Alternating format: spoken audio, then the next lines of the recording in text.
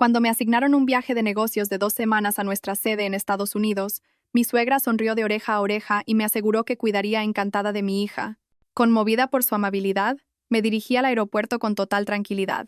Pero al darme cuenta de que había olvidado el pasaporte, volví a casa a toda prisa, solo para escuchar un sonido aterrador que se filtraba por la rendija de la puerta. En el instante en que comprendí la naturaleza de ese sonido, mis dedos ya estaban marcando el 112 sin dudarlo. Cuando tuve en mis manos la orden de traslado a la sede de Estados Unidos, un torbellino de emociones me invadió. La alegría se mezclaba con una profunda preocupación. ¿Cuánto había luchado durante el último año para conseguir esta oportunidad? Si lograba completar con éxito este viaje de 2 semanas, la puerta a un ascenso como jefa de departamento se abriría de par en par y mi salario aumentaría considerablemente. El sueño de mudarnos a un piso más grande, donde mi hija Lucía pudiera correr a sus anchas, ya no parecía tan lejano. Sin embargo, como madre y esposa, la preocupación aplastaba toda mi alegría. Mi hija Lucía, que acababa de cumplir 4 años, estaba de vacaciones de verano y no podía dejarla en la guardería. Mi marido, Mateo, estaba destinado en unas obras en Valencia y no regresaría hasta dentro de, como mínimo, 15 días. Escuchando la respiración acompasada de mi hija dormida, dejé la orden de traslado sobre el escritorio y suspiré profundamente. Un sentimiento de culpa me invadió, como si fuera una madre egoísta que abandonaba a su hija por ambición profesional. Mi plan era llamar a mi madre a la mañana siguiente para pedirle que viniera a cuidar de Lucía. Aunque mi madre sufría de artrosis en las rodillas cada vez que cambiaba el tiempo, en una situación como esta, ella era mi único apoyo. Pero esa misma tarde el timbre de la puerta sonó, y todos mis planes se desmoronaron en un instante. Al mirar la pantalla del videoportero, me quedé helada. Era mi suegra, la señora Carmen, cargada con varias bolsas grandes y pequeñas. Normalmente, la señora Carmen no venía a nuestra casa a menos que fuera por algo importante. Y cuando lo hacía, era para inspeccionar cómo llevaba la casa o para vigilar que no malgastara el dinero. La última vez que había venido, hacía 3 meses, me había regañado duramente por haberle comprado a Lucía un vestido de 15 euros, diciendo que era un derroche. Pero hoy, al abrir la puerta, me encontré con una sonrisa radiante, completamente diferente a su habitual expresión fría.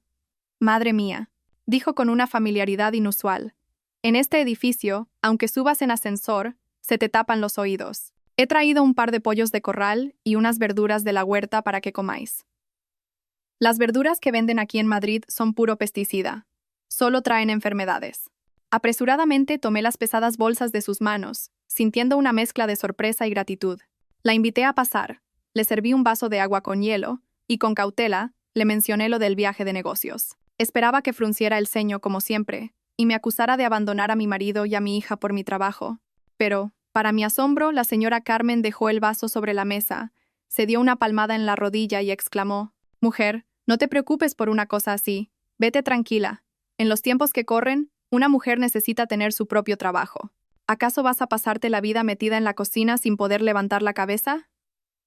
Mateo ya se esfuerza bastante solo. Y tú, que eres tan capaz, tienes que ayudarle. De Lucía me encargo yo, tu abuela. No te preocupes por nada. No soy una extraña, soy su abuela de sangre. ¿Crees que la voy a dejar pasar hambre?» Sus palabras parecieron levantar la pesada roca que oprimía mi corazón. Viéndola tan comprensiva y sabia ese día, pensé que tal vez había sido demasiado desconfiada con ella, o que no había sabido ver su verdadera naturaleza. La señora Carmen se arremangó, y mientras se dirigía a la cocina, no paraba de hablar. «Yo preparo la cena, tú ve a hacer la maleta. Esta noche haré un buen caldo de pollo para que nos repongamos las dos. Si vas a Estados Unidos tan delgada, la gente se va a reír de ti». Esa noche, la cena transcurrió en un ambiente inusualmente cálido y agradable. El aroma reconfortante del caldo de pollo inundaba la casa. Lucía, recibiendo todo el cariño de su abuela, se acurrucaba en su regazo mientras ella le acariciaba el pelo con una ternura que hacía mucho tiempo que no veía en sus ojos. Después de cenar, mientras yo fregaba los platos, la señora Carmen me llevó al sofá y, bajando la voz, me preguntó con un tono de preocupación: «Oye, Sofía, ¿no te da miedo dejar la casa sola tanto tiempo? ¿Tienes documentos importantes, dinero u oro en la caja fuerte? Los ladrones de hoy en día son muy listos. Deberías darme la llave de la caja fuerte o esconderla en un lugar muy seguro. Nunca se sabe cuándo pueden entrar a robar». Me pensé por un instante. Una pequeña punzada de inquietud me recorrió. Aunque su pregunta era lógica, su especificidad despertó mi instinto de alerta. Sin embargo, al ver su expresión de genuina preocupación, deseché esos malos pensamientos. Es la madre de mi marido y la abuela de mi hija. ¿Cómo podría tener malas intenciones? Sonreí para tranquilizarla. No se preocupe, mamá. En la caja fuerte solo están las escrituras de la casa y unas pocas joyas de oro que recibí como regalo de boda. Dejaré la llave en el cajón del tocador. Usted quédese con la llave de casa, y si puede pasarse de vez en cuando a echar un vistazo, se lo agradecería. Saqué 200 euros de mi cartera y se los di. Mamá, para que usted y Lucía coman bien estas 2 semanas que no estoy. A Lucía le encanta tomar un vaso de leche caliente a las 9 de la noche. No se olvide de dárselo.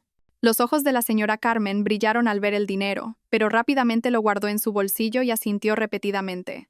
Entendido, entendido. No te preocupes tanto. Si crié a Mateo, que era un trasto, ¿cómo no voy a poder cuidar de Lucía? Vete a dormir, que mañana tienes que madrugar para ir al aeropuerto. Esa noche, mientras abrazaba a mi hija y escuchaba la respiración tranquila de mi suegra en la habitación de al lado, di gracias al cielo por haberme enviado un apoyo tan firme en el momento en que más lo necesitaba. No tenía ni idea de que esa repentina amabilidad no era más que el dulce envoltorio de una cruel conspiración destinada a devorar mi ingenua confianza. A las 5 de la madrugada, el estridente sonido de la alarma me despertó. Fuera todavía estaba oscuro como boca de lobo, y solo la luz de una farola dibujaba una larga estela en el suelo del pasillo. Me levanté deprisa y, al salir al salón, vi que la señora Carmen ya estaba en la cocina preparando el desayuno. El delicioso aroma de las tostadas con tomate y aceite impregnaba la casa y reconfortaba el alma. ¿Ya te has levantado?, me apremió al verme. Anda, dúchate y come algo antes de irte. Tienes que ir con el estómago lleno. Ya he llamado a un taxi. Llegará un poco antes de las 6, así que date prisa. Si pillas el atasco de la mañana en Madrid, no llegas. Miré el reloj. Mi vuelo salía a las 9 de la mañana. Salir tan pronto me parecía un poco exagerado, pero no pude rechazar la amabilidad de mi suegra, que se preocupaba por cada detalle.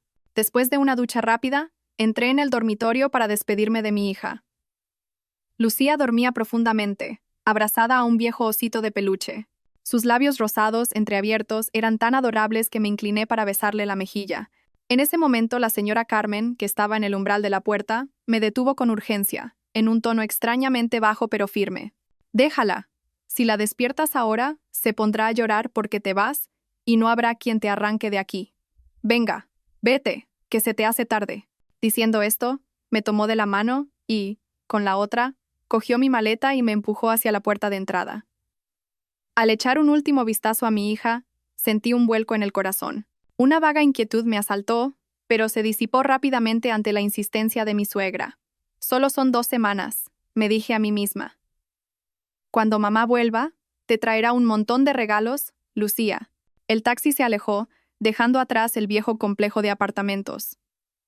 Sentada en el coche, observando las calles aún tranquilas de un Madrid que empezaba a despertar, mi corazón se llenó de esperanza. Me imaginé haciendo una presentación brillante en la sede de Estados Unidos, recibiendo elogios de mis jefes y consiguiendo el ascenso.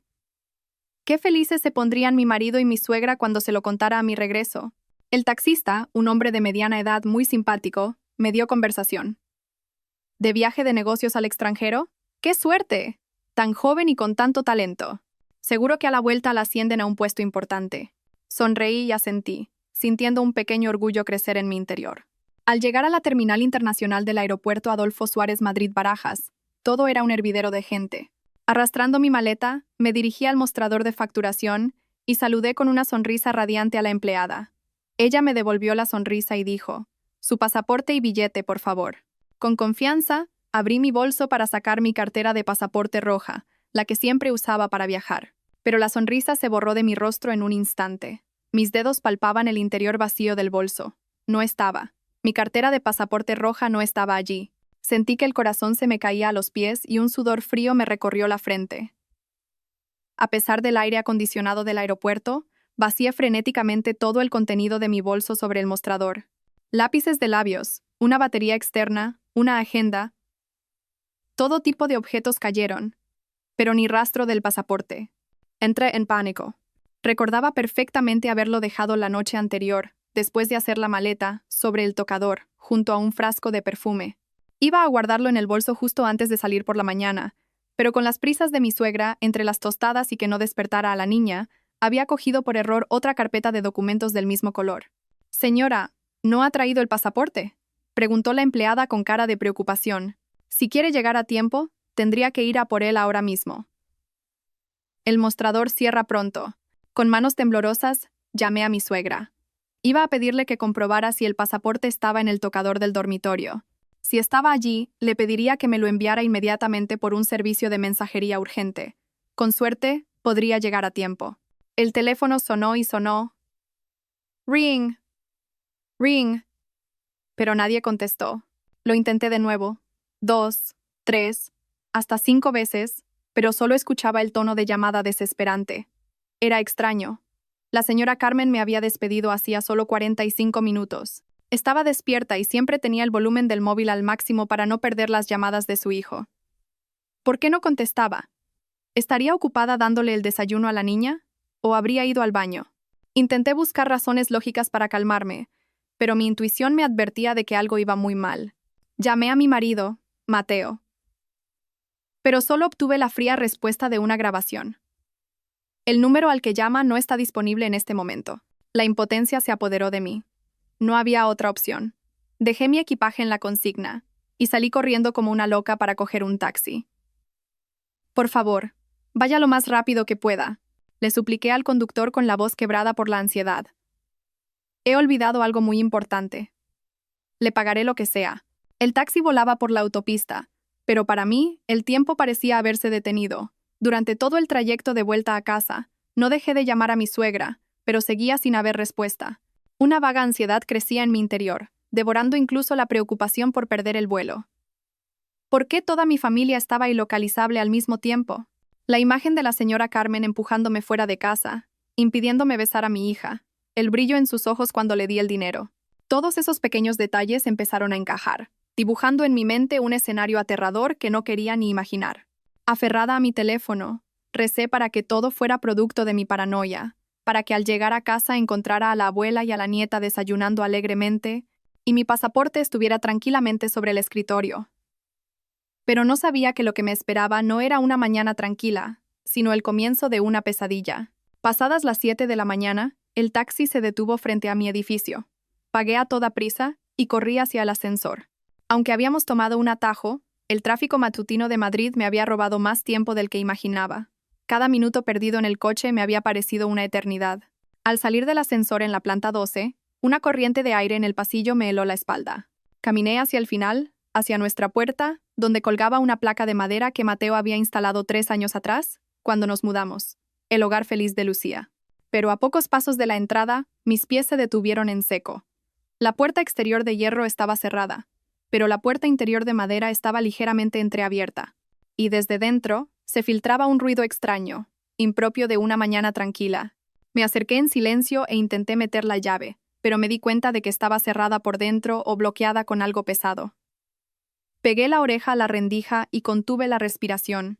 El sonido chirriante de la cinta de embalar resonaba una y otra vez, mezclado con el ruido sordo de muebles pesados siendo arrastrados. El corazón me dio un vuelco. Entonces, una voz grave de hombre rompió el silencio. Señora, sea lo que sea que esté haciendo, mueva las manos un poco más rápido. Esta tele es de las nuevas. Valdrá un buen dinero. Embálela bien. Si se rompe la pantalla, le bajo el precio. ¿Y esa caja fuerte? ¿Ha encontrado la contraseña o llamo a alguien para que la abra? Sentí que se me paraba el corazón. La sangre se me heló en las venas. La voz de aquel hombre no sonaba como la de un ladrón, sino como la de un comerciante regateando. Inmediatamente después, escuché la voz de mi suegra, la señora Carmen. No quedaba ni rastro de la amabilidad de la noche anterior. Su voz era impaciente y despiadada. Ella ya se ha ido. A estas horas estará sentada en el avión. Pero para estar seguros, tenemos que darnos prisa. Señor Pérez, llame a otro hombre para que se lleven este sofá primero. Para pagar mis deudas tengo que venderlo todo. Si no, usted mismo me amenazó con cortarme las manos, ¿recuerda? Estoy muerta de miedo. Apoyada contra la fría puerta de metal, me sentí completamente desolada. Todo su interés, el caldo de pollo que me había preparado con tanto esmero, sus palabras de ánimo para el viaje, todo había sido una actuación perfecta para echarme de casa. Su plan era vender todos los enseres de la casa mientras yo no estaba para pagar sus deudas. Pero lo que más me horrorizó no fue la pérdida de mis bienes, sino la ausencia de mi hija. A esa hora, Lucía ya debería estar despierta, llenando la casa con su parloteo. ¿Por qué, en medio de todo ese alboroto, no se oía su voz?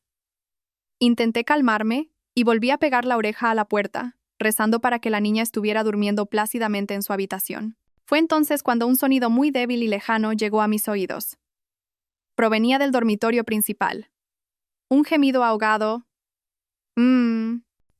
como el de un animalito herido pidiendo ayuda desesperadamente con la boca tapada. Las lágrimas brotaron de mis ojos. El miedo se convirtió en un dolor que me atenazaba el corazón. Mi hija, ¿qué le han hecho a mi pequeña Lucía? Mi instinto maternal me gritaba que derribara la puerta y luchara contra ellos. Pero lo que me quedaba de razón me detuvo. Aquel hombre tendría cómplices, y la señora Carmen, acorralada por las deudas, era capaz de cualquier cosa. Si actuaba precipitadamente, podrían destruir pruebas, o peor aún, hacerle daño a Lucía para escapar. Retrocedí temblando hacia las escaleras de emergencia. En la penumbra de la escalera, con las manos empapadas en sudor frío, apenas pude sostener el teléfono. Ya no llamé a mi marido. Estaba demasiado lejos para poder ayudar. Marqué el 112 y a continuación el número de la comisaría de nuestro distrito que había guardado cuando nos mudamos. La voz, ahogada por los sollozos, apenas me salía. Intenté hablar claro, entrecortadamente. Aquí, en mi casa, hay unos ladrones. Mi hija está en peligro. Por favor, vengan rápido. Tras colgar, me derrumbé en los fríos escalones, mirando fijamente la puerta de mi casa. Sentía un fuego en el estómago, y cada segundo que pasaba era como un cuchillo que me desgarraba el corazón. Los 10 minutos que tardó en llegar la policía fueron los más largos de mi vida. Acurrucada en un rincón de la escalera, escuchaba atentamente cada sonido de la casa, aterrorizada de que le hicieran algo a Lucía o que intentaran escapar. El sonido de la cinta de embalar seguía sonando rítmicamente, como una burla, mezclado con los gritos impacientes del hombre. Finalmente, escuché el sonido de varias pisadas provenientes del ascensor. Aparecieron 2 policías, el conserje del edificio y un miembro de la seguridad del barrio. Al ver los uniformes azules, salí corriendo como una náufraga que se aferra a una tabla. Señalé nuestra puerta, deshaciéndome en lágrimas. Ahí, están ahí dentro, mi hija. No oigo la voz de mi hija. Uno de los policías me hizo un gesto para que me calmara y se acercó a la puerta. Golpeó con fuerza. Policía, abran la puerta. Es una inspección administrativa. El ruido del interior cesó de golpe. El arrastrar de muebles, las voces, todo desapareció, y un silencio sepulcral se adueñó de la casa. El policía volvió a golpear, esta vez con más fuerza y autoridad. Sabemos que hay gente dentro. Si no colaboran, entraremos por la fuerza. Seguía sin haber respuesta. Me escondí detrás de los policías, con el corazón martillándome en el pecho, aterrorizada por lo que pudieran hacer. Tras 3 advertencias sin respuesta, la policía decidió forzar la entrada. El ruido de una cizalla y los golpes de un martillo contra la cerradura resonaron con estrépito en el pasillo del edificio. En cuestión de minutos, la puerta de hierro cedió, y la de madera se hizo añicos. No pude esperar más. Entré corriendo en la casa junto con los policías. La escena que se desplegó ante mis ojos casi me hace perder las fuerzas y caer al suelo. Mi hogar, ese lugar acogedor y ordenado que había cuidado con tanto esmero durante años, era ahora una ruina. El salón estaba vacío, y el sofá de piel que tanto nos había costado comprar estaba desmontado y apoyado contra una pared. La televisión de 65 pulgadas, el equipo de música, mi ordenador de trabajo, todo había desaparecido, y en su lugar se apilaban enormes cajas precintadas con cinta de embalar. El suelo estaba cubierto de trozos de papel y cuerdas, y los juguetes de Lucía yacían pisoteados. En medio de aquel caos estaban la señora Carmen y un hombre desconocido. Mi suegra, con el rostro pálido como la cera, temblaba escondida junto al zapatero. El hombre, corpulento y con los brazos cubiertos de tatuajes, llevaba colgado de su hombro uno de mis bolsos de marca. Dentro, sin duda, estaría el dinero y las joyas que había logrado reunir. Al ver entrar a la policía, intentó tirar el bolso al suelo para deshacerse de las pruebas. «¡Quieto! ¡Manos arriba!», gritó un policía. Miré a mi suegra. La misma persona que la noche anterior me había servido un plato de sopa con tanto cariño, ahora me miraba con una mezcla de terror y súplica. Pero en mi corazón ya no quedaba ni una pizca de compasión, solo un profundo asco. Que mi casa estuviera destrozada y mis bienes empaquetados era una traición evidente, pero lo más importante aún no aparecía. «Señora Carmen, ¿dónde está mi hija? ¿Dónde ha escondido a Lucía?», grité, con la voz rota en medio de la habitación cargada de polvo y olor a sudor. Su respuesta fue una torpe excusa. Evitando mi mirada, empezó a mentir a trompicones. Salió a jugar. La mandé a casa de la vecina a que jugara un rato. ¿A jugar? ¿A estas horas de la mañana? ¿Qué vecina se la iba a quedar? Si salió a jugar, ¿por qué sus juguetes están pisoteados en el suelo? No le creí. Aparté su mano de un manotazo y empecé a registrar las habitaciones. Ni en el salón, ni en el baño, ni en la terraza. Corrí al dormitorio principal, la habitación donde la noche anterior habíamos dormido abrazadas. Las cortinas estaban echadas y la habitación estaba en penumbra. La cama estaba revuelta, seguramente buscando objetos de valor. Me quedé en medio de la habitación, conteniendo las náuseas, y aguzé el oído. Y entonces, escuché un ruido extraño proveniente del armario empotrado. El gran armario de roble donde guardaba los edredones de invierno. Unos golpes sordos, pum pum, como si alguien pateara la puerta desde dentro, acompañados del mismo gemido ahogado, que había oído antes. La sangre me subió a la cabeza. Corrí hacia el armario y abrí la puerta de par en par. La visión que encontré dentro fue como si alguien me clavara un cuchillo en el corazón. Creí que me desmayaría del dolor. Lucía. Mi querida hija de 4 años estaba acurrucada en un rincón del oscuro armario, que apestaba a naftalina. Tenía las manos atadas a la espalda con un cargador de móvil y la boca firmemente sellada con la cinta de embalar amarilla que se usa para las cajas. Sus ojos, enrojecidos e inyectados en sangre por el pánico, estaban abiertos de par en par, y su rostro estaba empapado en lágrimas y sudor. Al ver la luz y a su madre, se movió desesperadamente, pidiendo ayuda con una mirada de pura angustia. «¡Lucía! ¡Hija mía!», grité, corriendo a abrazarla. Con manos temblorosas le quité la cinta de la boca. Intenté hacerlo con la mayor suavidad posible, pero su delicada piel se enrojeció e hinchó. En cuanto la liberé, rompió a llorar desconsoladamente. Su llanto me partió el alma en 1000 pedazos. «Mamá, sálvame, la abuela es mala. Tenía mucho miedo, mamá». Rápidamente, le desaté las manos y abracé con todas mis fuerzas su pequeño cuerpo tembloroso. Mis lágrimas se mezclaron con las suyas. El pánico extremo desapareció en un instante, y en su lugar surgió una furia terrible, una que nunca antes había sentido en mi vida. Tomé a mi hija en brazos y salí al salón. Al ver al hombre de los tatuajes intentando escabullirse por la puerta, no pude contenerme más. Dejé a Lucía en el sofá, corrí hacia él y le bloqueé el paso. Cuando intentó apartarme, reuní todas mis fuerzas y le di una bofetada. El sonido seco resonó en la habitación. «Maldito desgraciado, ¿cómo te atreves a tocar a mi hija?». El hombre se quedó atónito por un momento y levantó la mano para pegarme, pero los policías se abalanzaron sobre él, le inmovilizaron y le pusieron unas frías esposas. Al ver la escena, la señora Carmen gritó y se aferró a mis piernas, suplicando. Pero para mí, en ese momento, ya no era una persona. Era un demonio que había sacrificado a su propia sangre por codicia. La miré con ojos llameantes de odio. «Mire lo que le ha hecho a su nieta. ¿Todavía se considera un ser humano?».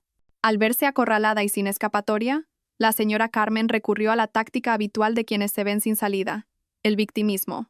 Se dejó caer entre las cajas desordenadas y comenzó a lamentarse, golpeándose los muslos. «Ay, pobre de mí. ¿Qué delito he cometido por vender algunas cosas de la casa de mi hijo para que me llamen a la policía? ¿Acaso soy una ladrona? Lo hice porque no tengo dinero, porque estoy desesperada». Omitió deliberadamente el hecho de haber encerrado a su nieta en un armario, intentando reducir su crimen a una simple disputa familiar. El hombre esposado también intervino, con una voz astuta. «Señores policías, miren bien. Yo soy el dueño de una tienda de artículos de segunda mano. Esta señora me llamó diciendo que sus hijos se iban a vivir al extranjero de repente y que liquidaba todo lo de la casa a precio de ganga. Yo vine a hacer un trato legal. ¿Cómo iba a saber que esto era un robo? Es una injusticia». Intentaba echarle toda la culpa a la señora Carmen, negando por completo que hasta hacía un momento la había estado ayudando a empaquetar y apremiándola. Con mi hija sollozando en mis brazos, no pude evitar una sonrisa amarga ante la torpe actuación de ambos. Me dirigí con firmeza al policía que tomaba declaración. «No crean ni una palabra de lo que dicen. Esta casa está a nombre mío y de mi marido. Esa señora no tiene ningún derecho a vender nada de lo que hay aquí. Y amordazar a una niña, atarle las manos y encerrarla no es organizar la casa. Esto es un claro caso de detención ilegal, maltrato infantil y un robo organizado». El policía asintió y se dirigió severamente a la señora Carmen. «Guarde silencio. Todo se aclarará en comisaría. Por ahora, Hemos sido testigos de cómo usted y este hombre intentaban disponer ilegalmente de bienes ajenos y maltrataban a una menor. Tendrán que acompañarnos a la comisaría. Los policías precintaron las cajas y recogieron pruebas, como el bolso con el dinero y la cinta de embalar usada para atar a mi hija. Al ver que la situación se ponía seria, la señora Carmen se dio cuenta de que su teatro no funcionaba y cambió de táctica, mirándome con ojos suplicantes. Sofía, por favor, diles a los policías que me perdonen. Soy una mujer mayor. Ir a la comisaría es una vergüenza para mí. Yo. Por favor, no hagas esto más grande. Es una vergüenza para la familia. Otra vez la cantinela de la vergüenza familiar, el argumento que siempre usaba para manipularme. Pero esta vez, al ver las marcas rojas en las muñecas de mi hija, mi corazón no vaciló ni un segundo.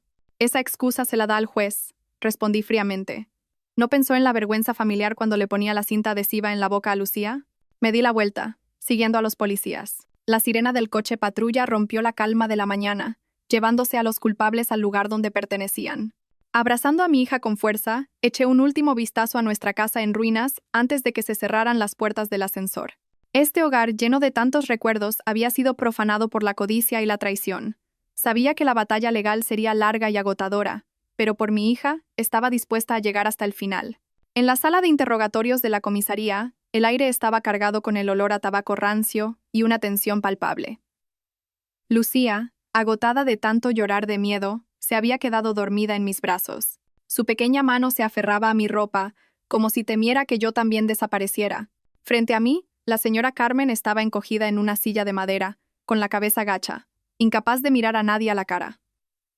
Al hombre de los tatuajes se lo habían llevado a otra sala para interrogarlo. Solo el tecleo rítmico de la gente que tomaba declaración rompía el silencio, crispando mis nervios. Seguía en estado de shock. ¿Por qué lo hizo? ¿Qué le faltaba para tener que vender las cosas de su hijo? Y, sobre todo, ¿cómo pudo encerrar a su propia nieta en un armario? Media hora después, un policía salió de la sala de interrogatorios del hombre con un delgado expediente. Se sentó frente a mí y, mirando con dureza a la señora Carmen, dijo: «El señor Pérez, propietario de una tienda de segunda mano y empeños, ha confesado todo. Afirma que fue la señora Carmen quien contactó con él primero, pidiéndole que comprara todos los muebles y electrodomésticos de la casa a bajo precio y que le pagara en efectivo de inmediato. También ha admitido que la ayudó a gestionar a la niña para facilitar el transporte». Al oír esto, la señora Carmen rompió a llorar, con las lágrimas surcando sus arrugadas mejillas. «No es justo, está mintiendo. Yo solo quería vender algunas cosas viejas para comprar otras nuevas». El policía golpeó suavemente la mesa y alzó la voz. «Señora Carmen, hemos revisado su teléfono y el del señor Pérez. En sus mensajes de WhatsApp, le envió fotos de los DNI de su hijo y su nuera, asegurando que tenía derecho a vender porque era la casa de sus hijos. También hay un mensaje donde le dice que se dé prisa, que su nuera ya ha cogido el avión. Y dígame, ¿cómo explica la deuda de 35,000 euros que hemos encontrado en su historial de internet con el casino online ilegal Baccarat 88? La cifra de 35,000 euros fue como un martillazo en mi cabeza. Miré atónita a mi suegra, la mujer frugal y ahorradora, que disfrutaba regateando el precio de las verduras en el mercado, enganchada a las apuestas online. La señora Carmen, al ver que no podía negarlo más, se derrumbó con una voz distorsionada por el pánico. Fui una estúpida. Al principio era por diversión, apostaba 10 o 20 euros por partida. Pero empecé a perder, y cuanto más perdía, más quería recuperar mi dinero. Los prestamistas me amenazaron. Vinieron a mi casa del pueblo. Dijeron que me cortarían las manos y me avergonzarían delante de todos los vecinos. Tenía tanto miedo que no sabía qué hacer. Cuando vi que Sofía se iba de viaje, pensé que podría vender algunas cosas para pagar la deuda primero, y luego me pondría a trabajar en lo que fuera para reponerlo todo. Escucharla me provocó un escalofrío. Su repentina amabilidad, el caldo de pollo, su prisa por empujarme al aeropuerto, todo formaba parte de su plan. Había planeado usar nuestra casa como su cajero automático personal para saldar sus deudas de juego. La reputación en su pueblo era más importante que la seguridad de su propia nieta. Al mirar a esa mujer temblorosa, cualquier atisbo de compasión se desvaneció, dejando solo repulsión. No solo había vendido nuestros bienes materiales, había vendido su conciencia y su instinto maternal a precio de saldo. Apreté a mi hija con más fuerza y me hice una promesa. A partir de ese momento, nunca más permitiría que mi hija pasara ni un segundo cerca de esa abuela cruel. Después de la declaración inicial y de firmar el atestado, pude llevarme a mi hija. Al salir de la comisaría, el sol del mediodía me deslumbró. Me senté en la terraza de una cafetería con la niña en brazos, y con manos temblorosas llamé a mi marido, Mateo. Esta vez contestó al tercer tono. Su voz sonaba somnolienta y un poco irritada, como si lo hubiera despertado de la siesta. «Sofía, ¿ya has llegado a Estados Unidos? ¿Por qué llamas a estas horas?» Iba a echar una cabezada antes de volver a la obra por la tarde. Al escuchar su voz despreocupada, las lágrimas que había contenido volvieron a brotar. Respiré hondo e intenté hablar con la mayor calma posible. «Mateo, escúchame bien. No estoy en Estados Unidos y no voy a ir. Ahora mismo estoy en la comisaría.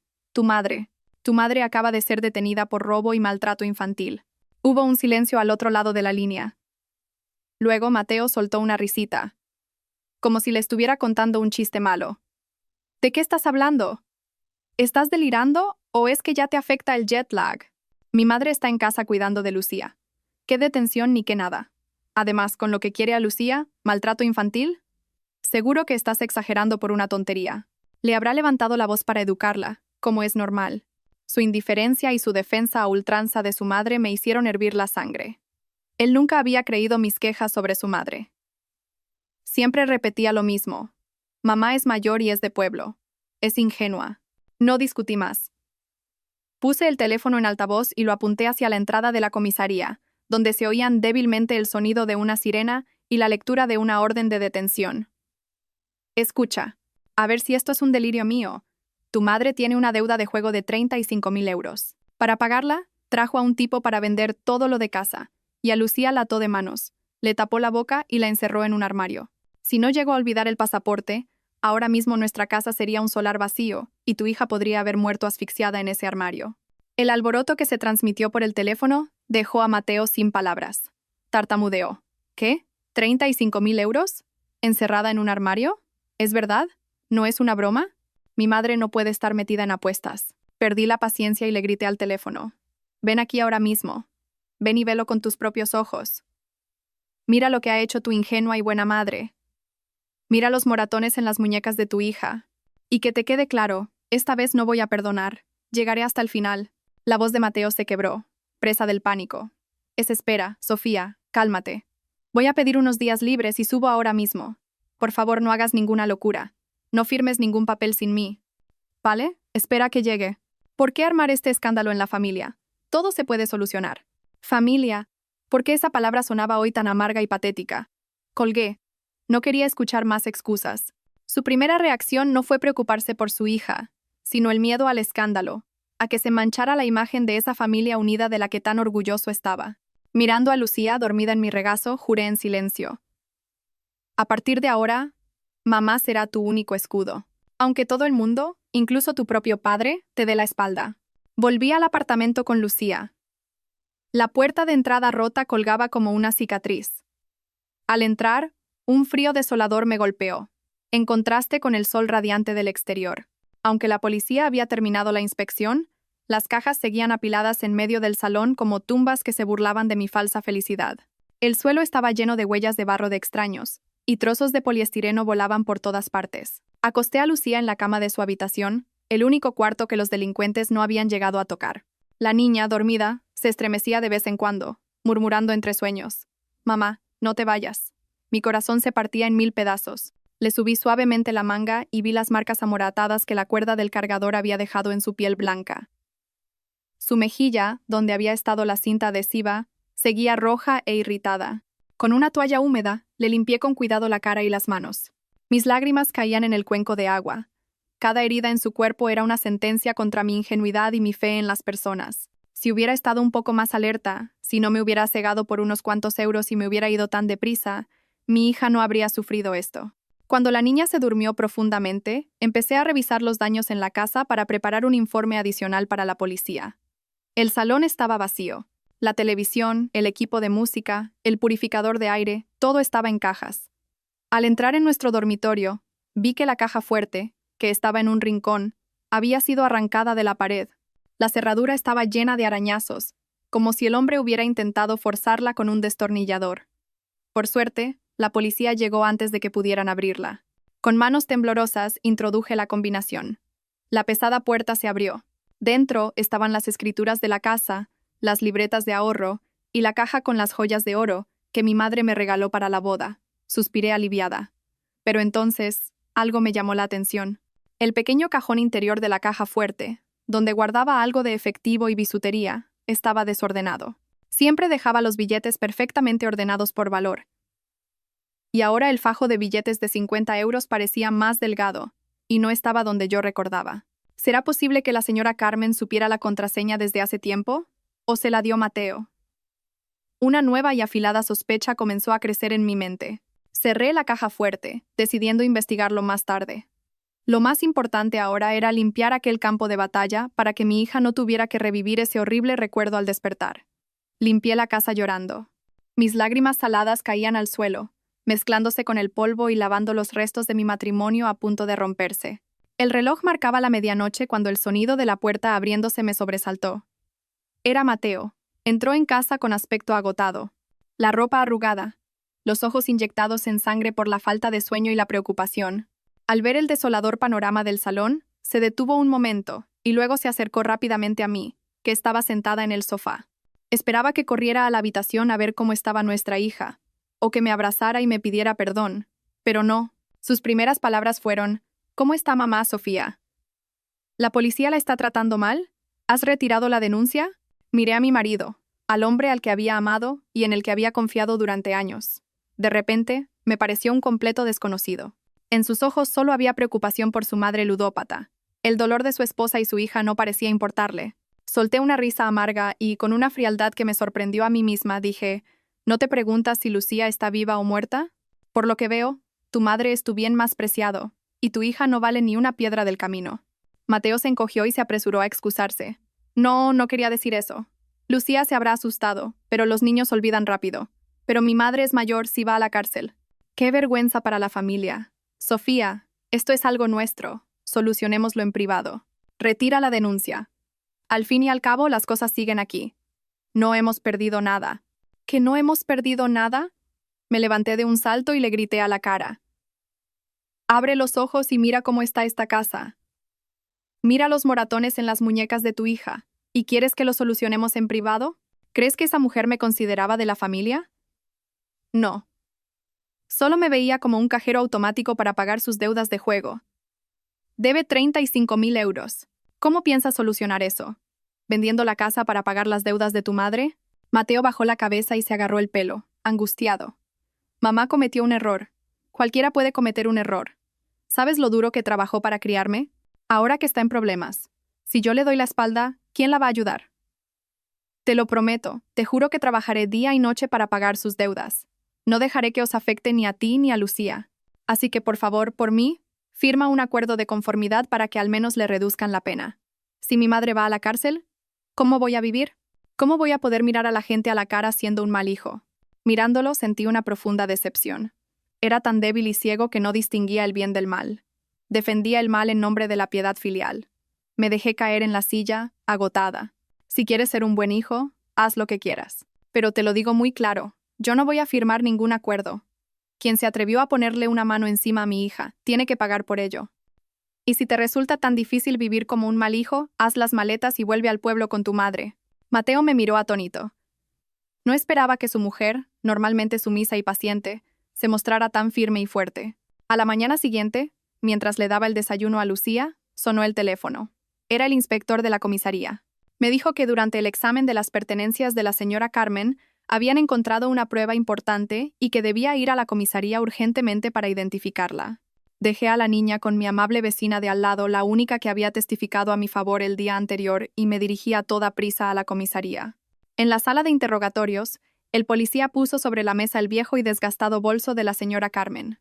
Era el que siempre usaba para ir al mercado, así que me resultaba familiar. Pero al ver lo que sacaron de dentro, empecé a temblar.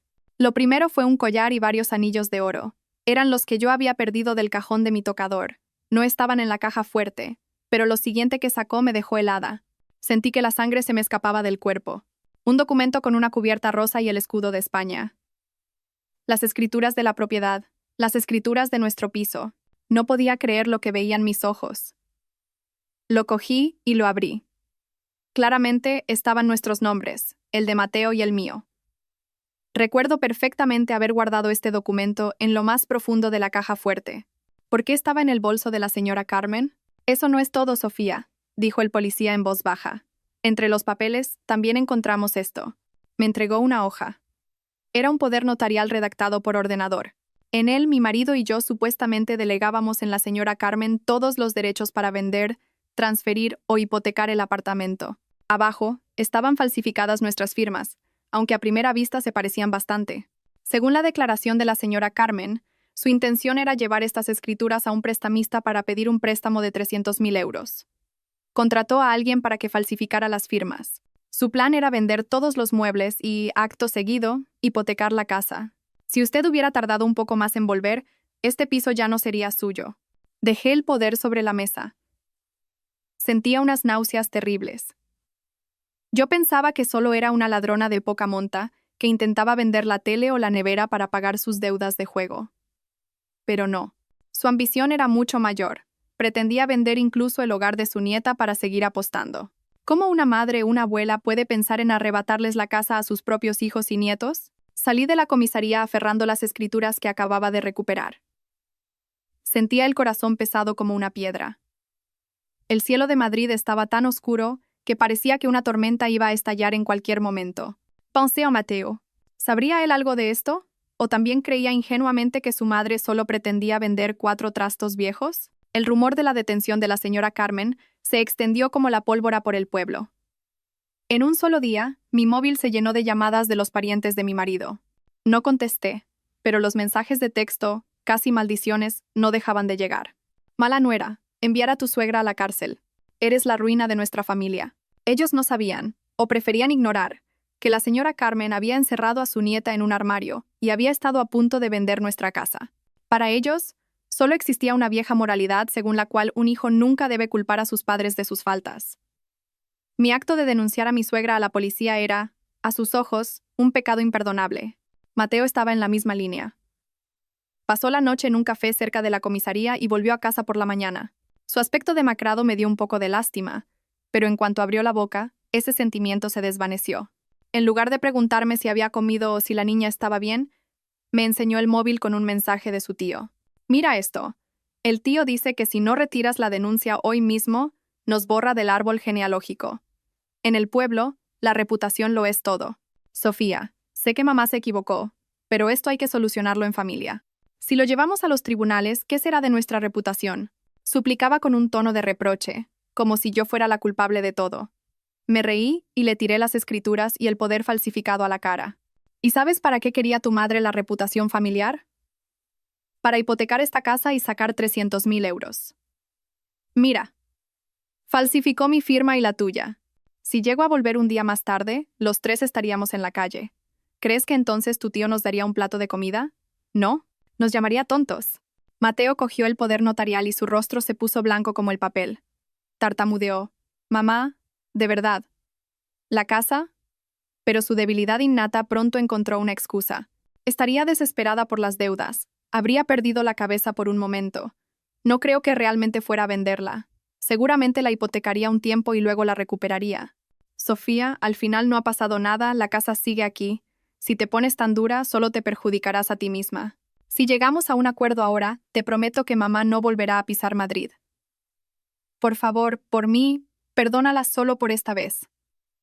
La presión de mi marido, los insultos de sus parientes, todo se abalanzó sobre mi destrozado corazón como una ola gigante. Me sentía terriblemente sola. Toda la familia política se había unido para acorralarme. A mí, que acababa de pasar por una experiencia horrible, me exigían, en nombre de la moral y la familia, que me tragara toda la injusticia. Esa noche, el ambiente en casa era tenso como la cuerda de una guitarra a punto de romperse. Lucía dormía, pero de vez en cuando sollozaba en sueños. Mateo no paraba de entrar y salir de la terraza, fumando un cigarrillo tras otro. El cenicero estaba a rebosar. Finalmente, incapaz de soportar mi silencio, entró y de repente se arrodilló ante mí. Su gesto me sorprendió tanto que di un paso atrás. Un hombre hecho y derecho lloraba como un niño. Sofía, te lo ruego, te lo pido de rodillas. Por favor, salva a mi madre. Es tan mayor. ¿Cuánto sufrirá en la cárcel? Si le pasara algo allí dentro, me arrepentiría toda la vida. Sé que se equivocó, que cometió un error muy grande, pero es la mujer que me trajo al mundo. aún no le he devuelto todo lo que ha hecho por mí. Si la envío a la cárcel con mis propias manos, ¿cómo podré vivir? Agarrado a mis piernas, entre lágrimas y mocos, empezó a contarme historias del pasado, de cómo su madre lo había criado sola con tanto esfuerzo después de que su padre muriera. Estaba intentando apelar a mi compasión. Te lo juro. Tendré 2, 3 trabajos si hace falta para pagar sus deudas. No dejaré que os afecte ni a ti ni a Lucía. Por favor, solo firma ese papel. Salva a la abuela de Lucía. Mantén unida nuestra familia. Si mamá va a la cárcel y nos divorciamos, ¿qué será de Lucía? ¿De verdad te da igual? En ese momento, Lucía, que se había despertado, salió de su habitación. Al ver a su padre de rodillas en el suelo llorando, se asustó y se echó a llorar también, abrazándose a su cuello. Papá, no llores. ¿Qué pasa? Mamá, no regañes a papá. Ver a padre e hija abrazados y llorando me encogió el corazón. Odiaba a Mateo y a su madre con toda mi alma, pero al ver la inocencia de mi hija, mi determinación flaqueó. Yo también era madre. Quería que mi hija creciera con el amor de su padre y de su madre. La promesa de Mateo parecía sincera, y las lágrimas de un hombre estaban haciendo tambalear mi firme decisión. Quizás debería perdonar una vez más. ¿Darle una última oportunidad? Ese pensamiento hizo que mi mano, que sostenía los papeles del divorcio, temblara. Vale, levántate. Asustas a la niña, suspiré, ayudando a Mateo a incorporarse. Lo pensaré, pero que te quede claro, lo hago por Lucía, no por ella. Al oír mis palabras, el rostro de Mateo se iluminó como si le hubiera tocado la lotería y me dio las gracias una y otra vez. Mientras lo veía calmar a la niña y llevarla de nuevo a la cama, mi mente era un caos. No sabía si esta era la decisión correcta. A la mañana siguiente, Mateo se levantó más temprano de lo habitual, preparó el desayuno, limpió la casa y me insistió en que escribiera el acuerdo de conformidad cuanto antes para presentarlo en el juzgado por la tarde. Su prisa me molestó un poco, pero como ya le había prometido que lo pensaría, me senté en el escritorio y cogí un bolígrafo. Puse la punta sobre el papel en blanco. La palabra acuerdo me pesaba enormemente. Empecé a escribir: yo, Sofía García, como nuera de la acusada Carmen López, habiendo llegado a un acuerdo amistoso, no deseo que se la castigue. Cada palabra que escribía era como una cuchillada a mi orgullo. ¿Qué estoy haciendo? ¿Perdonando a la persona que le hizo daño a mi hija? Ding dong. Una notificación de mensaje sonó en mi móvil. Era del banco. Pensando que sería publicidad, miré la pantalla sin interés, pero los números que aparecieron en la pantalla de bloqueo me hicieron detenerme en seco. Se ha realizado un cargo de 3.000 euros en su cuenta 1234. Concepto: joyería 20. Pago con tarjeta. 3.000 euros. ¿Joyería? Me quedé helada. Esta era la tarjeta familiar que le había hecho a Mateo hacía 3 meses para sus gastos en la obra. El límite era de 5.000 euros. Yo tenía la tarjeta principal y él la suplementaria. Pero Mateo estaba ahora mismo delante de mí, pasando la mopa. Mateo, lo llamé bruscamente. Dame la tarjeta de crédito que te di. Mateo se sobresaltó, palideció y tartamudeó. Está en la cartera. ¿Dónde la habré dejado? Espera, la busco. No esperé. Abrí la aplicación del banco y comprobé los movimientos. La hora de la transacción, 9:15 de esta mañana. El lugar, joyería 20. Revisé los movimientos de los últimos días. Dios mío, retiradas en cajeros, pagos en tiendas de electrónica, recargas de monederos virtuales. El total ascendía a casi 4.500 euros. Todas las transacciones se habían realizado durante la última semana, mientras yo estaba ocupada con los preparativos del viaje. Le enseñé el móvil a Mateo, con las manos temblorosas. Explícame esto. ¿Quién ha comprado oro con tu tarjeta? ¿Quién ha gastado casi todo el límite en la última semana? ¿A quién le diste la tarjeta? Mateo, pálido como un fantasma, dejó caer la mopa que sostenía. Apenas podía hablar. Es que, hace unos días, mamá me pidió la tarjeta para comprarle unas cosas a Lucía. Y se la di. Supongo que ha sido ella. Tu madre está en un calabozo. ¿Cómo va a comprar oro? Grité, tirando el teléfono sobre la mesa. Se la ha dado a un cómplice. Todo estaba planeado. Antes de ser detenida, se la dio a alguien para sacar el dinero que quedaba. Era el dinero de la tarjeta de crédito que yo estaba pagando a plazos con mi duro trabajo. La señora Carmen no estaba sola. Tenía cómplices. Había engañado a su débil hijo para que le diera la tarjeta. Había gastado el dinero a espuertas. Y aún estando detenida, había rematado la faena comprando 3.000 euros en oro esa misma mañana.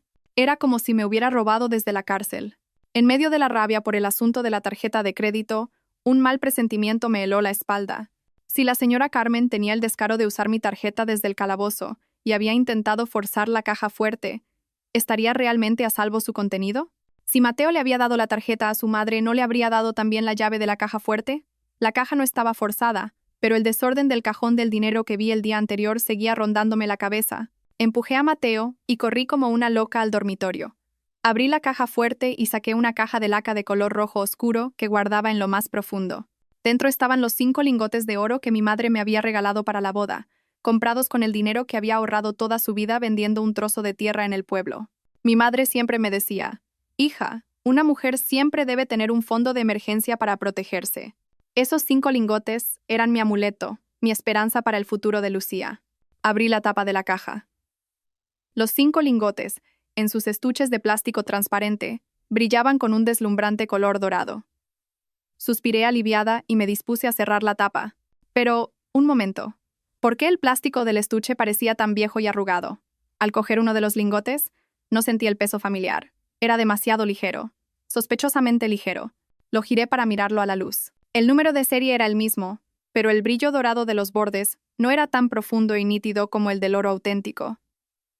Parecía algo descolorido. El corazón me latía a punto de estallar. Me volví hacia Mateo, que estaba de pie en el umbral de la puerta, pálido como la cera. Mateo, ven a ver esto. Mi voz temblaba, pero intenté mantener la calma. Mateo dudó, sin atreverse a entrar. Su actitud asustada confirmó mis sospechas. No esperé más. Cogí la caja de los lingotes, me puse las zapatillas y salí corriendo. Vigila a Lucía. Voy un momento a la joyería de aquí al lado. Corrí como una loca hasta la joyería cercana al edificio. La dueña, al verme, se sorprendió. Puse la caja sobre el mostrador de cristal y, jadeando, le dije: por favor, compruebe si esto es oro de verdad. La joyera, al ver mi expresión seria, se puso unas gafas de aumento y examinó los lingotes uno por uno. Raspó ligeramente una esquina de un lingote y dejó caer una gota de un reactivo. Una ligera efervescencia blanca apareció, y la marca del raspón se volvió de un color azul oscuro. La mujer suspiró y me miró con compasión. Sofía, esto es falso. Es cobre bañado en oro de 24 quilates. Las falsificaciones de hoy en día son tan buenas que a simple vista es difícil distinguirlas. Se me taponaron los oídos. El ruido de la calle se oía lejano. Falsos. Los 5 lingotes. El sudor y las lágrimas de mi madre, mi esperanza. Ahora eran simples trozos de cobre sin valor. Me agarré al borde del mostrador para no caerme. Esto no había ocurrido recientemente. No había sido un acto impulsivo. La señora Carmen, y quizás también Mateo, ¿desde cuándo habían estado planeando cambiar los lingotes? Solté una carcajada amarga. Qué estúpida había sido al enfadarme por una deuda de 3.000 euros en la tarjeta. Lo había perdido todo hacía mucho tiempo. Volví a casa con el paso pesado como el plomo. La puerta de entrada estaba entreabierta y dentro reinaba un silencio espeluznante. Mateo estaba sentado en el sofá, con la cara entre las manos, como un reo esperando su sentencia. Entré sin decir nada y tiré los lingotes falsos sobre la mesa de cristal. El sonido sordo rompió el silencio. «Habla». «¿Desde cuándo?», pregunté con voz ronca. Sin fuerzas ni para gritar. Mateo levantó la cabeza lentamente, sin atreverse a mirarme a los ojos. Murmuró con una voz que apenas se oía. «Sofía, lo siento. De verdad, lo siento. Fue hace más de un año». ¿Más de un año? Me quedé de piedra. Durante el último año, había estado viviendo en mi propia casa con un ladrón. Fue entonces cuando mamá vino diciendo que tenía una deuda de 20.000 euros por apuestas ilegales y que se iba a matar. Tenía miedo de decírtelo porque te enfadarías. Me pidió la llave de la caja fuerte, solo un momento, para pagar la deuda. Prometió que trabajaría y lo devolvería todo. Luego me dio estos lingotes falsos y me dijo que los pusiera por si de repente te daba por mirar. Escuchando sus palabras, sentí una náusea profunda. El hombre en el que había confiado hasta el punto de darle la llave de la caja fuerte se había confabulado con su madre para engañarme de una manera tan cruel. ¿Cuánto se habría reído de mi estupidez por dentro, mientras me veía limpiar con tanto cariño esa caja de oro durante la limpieza de fin de año? ¿Sabes que este oro es el dinero que mi madre ahorró pasando hambre toda su vida?, grité, rechinando los dientes de rabia. Es el dinero que reunió vendiendo su tierra para que su hija no fuera menospreciada en su nueva familia. Y vosotros dos lo habéis usado como vuestro bolsillo personal para pagar deudas de juego. ¿Qué clase de persona eres? Eres un cómplice, un estafador. Mateo se arrodilló y se aferró a mis piernas. Otra vez la misma historia. Me equivoqué. En ese momento solo pensaba en salvar a mi madre. Yo también he vivido cada día aterrorizado de que te enteraras. Quería ganar dinero para reponer el oro, pero en cuanto pagaba una deuda, mi madre ya tenía otra nueva. No podía hacer nada más, Sofía. Le aparté las piernas con brusquedad. Su aspecto patético y débil no me inspiraba compasión, sino desprecio. Un hombre de 32 años que, en lugar de corregir los malos hábitos de su madre, le robaba a su propia esposa para mantenerlos. No merecía ser mi marido, ni el padre de Lucía. La verdad sobre los lingotes falsos fue el golpe de gracia que borró la última pizca de duda que quedaba en mi corazón. Sobre el escritorio estaba el acuerdo de conformidad que había empezado a escribir por la mañana. Las palabras "no deseo que se la castigue" parecían una burla. Cogí el papel. Hacía solo unas horas. Había pensado ingenuamente en ser magnánima, en proteger a la familia por el bien de mi hija. Pero ahora que conocía su verdadera cara, se acabó. La tolerancia mal entendida solo alimenta el mal. Si los perdonaba esta vez, ¿quién me aseguraba que la próxima vez no venderían la casa? O incluso a mi hija y a mí. Ras. Arrugué el acuerdo con rabia y lo tiré a la papelera. Mateo, al ver mi acción, se horrorizó. Sofía, ¿qué haces? ¿Estás loca? Si rompes el acuerdo, ¿qué será de mi madre? Ella tendrá que enfrentarse a la justicia por lo que ha hecho, respondí con frialdad. Entré en el despacho, encendí el ordenador y la impresora. El sonido de la impresora era como el engranaje del destino poniéndose en marcha. 5 minutos después, salí con 2 hojas A4 recién impresas. Las puse sobre la mesa, junto a los lingotes falsos. El título en negrita saltó a la vista de Mateo.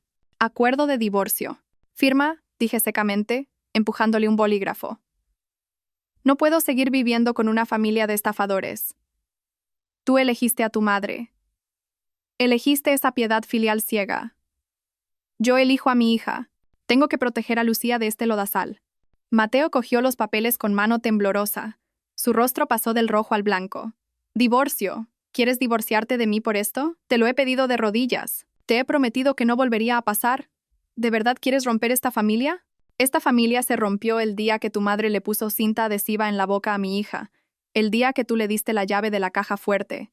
Grité, perdiendo la paciencia. No me vengas con lecciones de moral. Eres el peor marido. Me has engañado durante más de un año.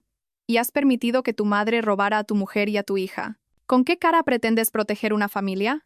La mirada suplicante de Mateo se transformó en una de rabia y desesperación.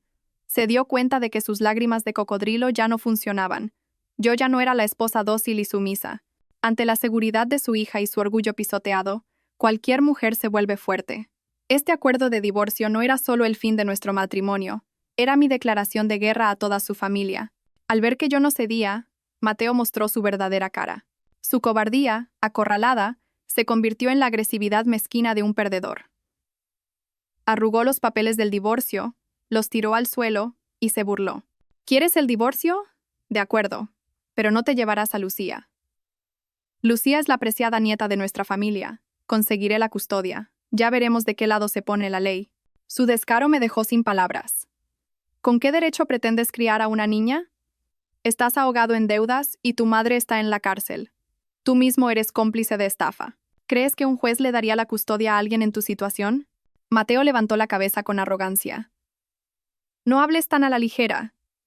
Este piso está a nombre de los dos. Así que si nos divorciamos, es mitad y mitad. Cuando lo vendamos y paguemos la hipoteca, tú también te quedarás en la calle, sin casa y con un sueldo de miseria. En cambio, yo tengo las tierras de mis padres en el pueblo. Puedo demostrar que tengo mejores condiciones que tú para criar a la niña. Además, tú eres una mujer malvada que ha metido a su suegra en la cárcel. Voy a contar tu verdadera cara en todos los foros de madres. ¿A quién crees que criticará la gente? Su amenaza fue como un jarro de agua fría. Pretendía colgarme el cartel de mala nuera para destruirme socialmente y obligarme a ceder. Sabía que mi punto débil era Lucía, y estaba dispuesto a usar a su propia hija como rehén para salvar a su madre. Eres un auténtico miserable, dije, temblando de rabia. Me da igual ser un miserable si con eso salvo a mi madre.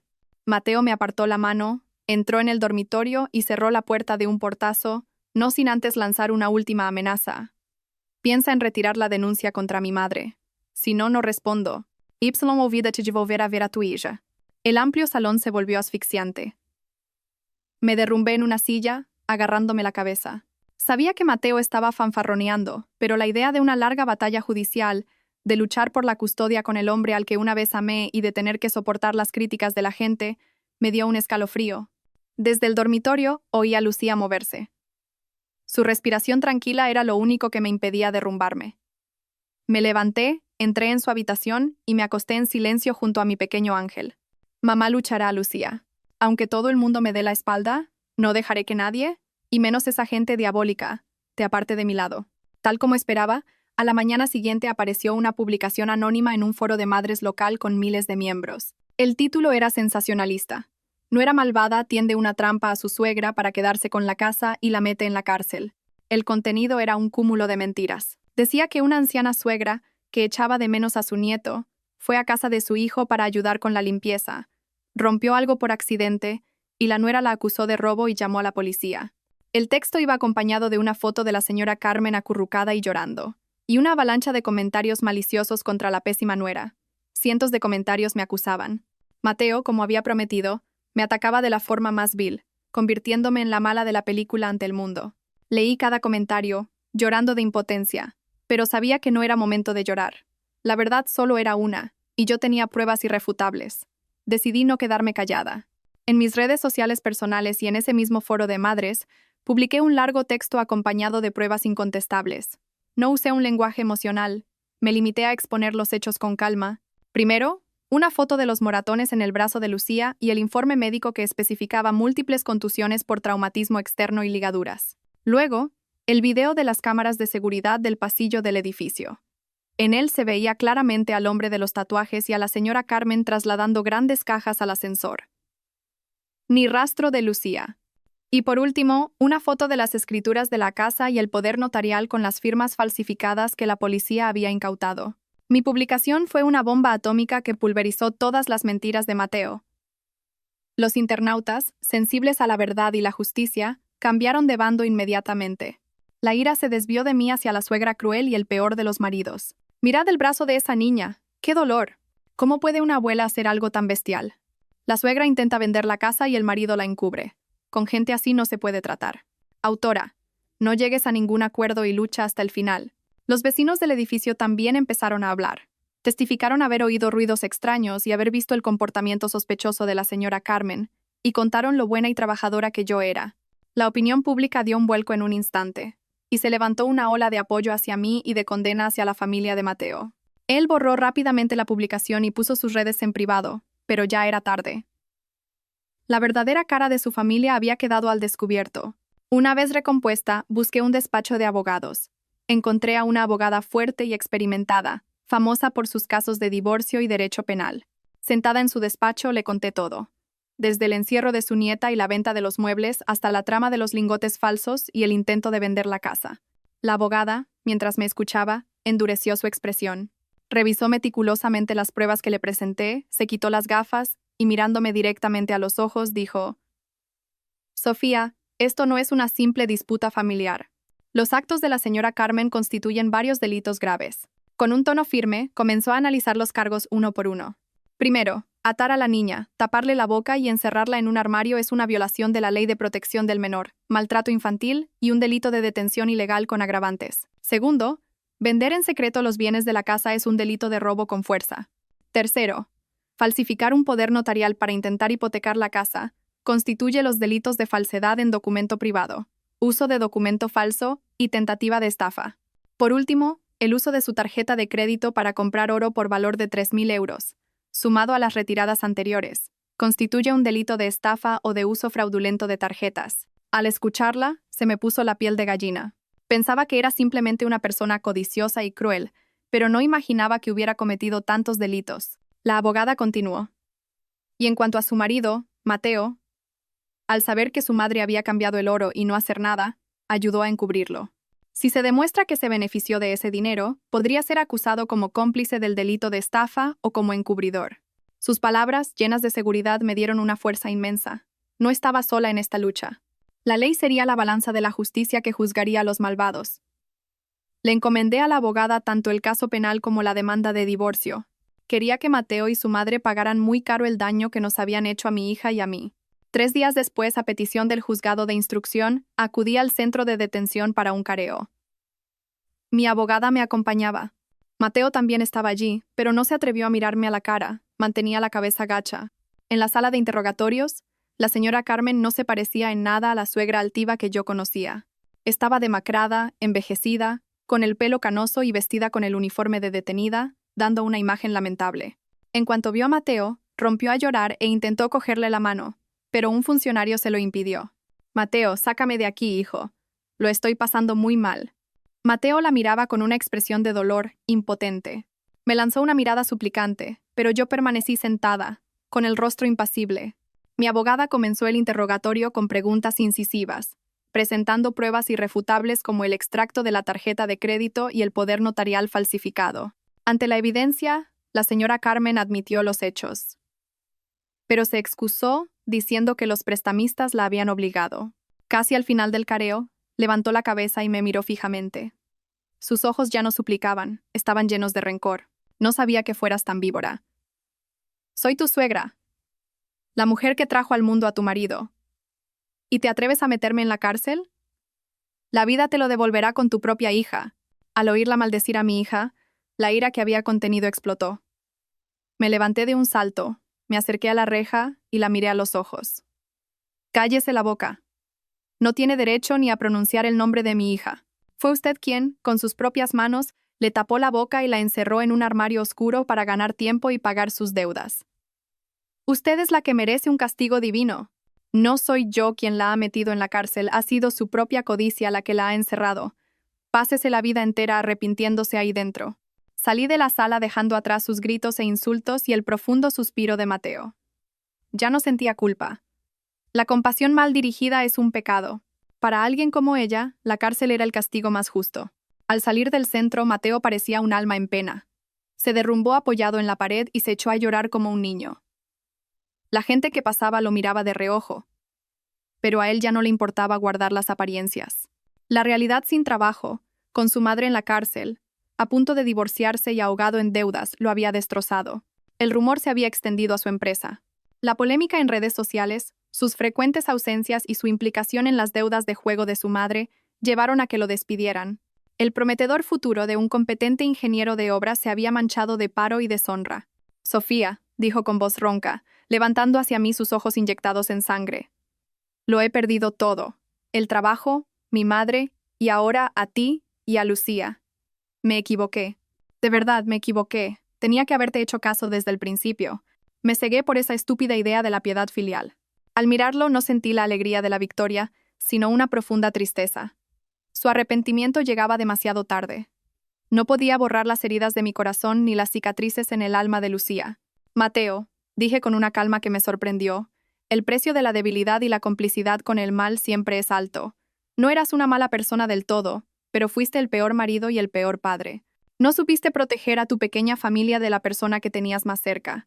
Tú elegiste a tu madre, así que ahora asume las consecuencias junto a ella.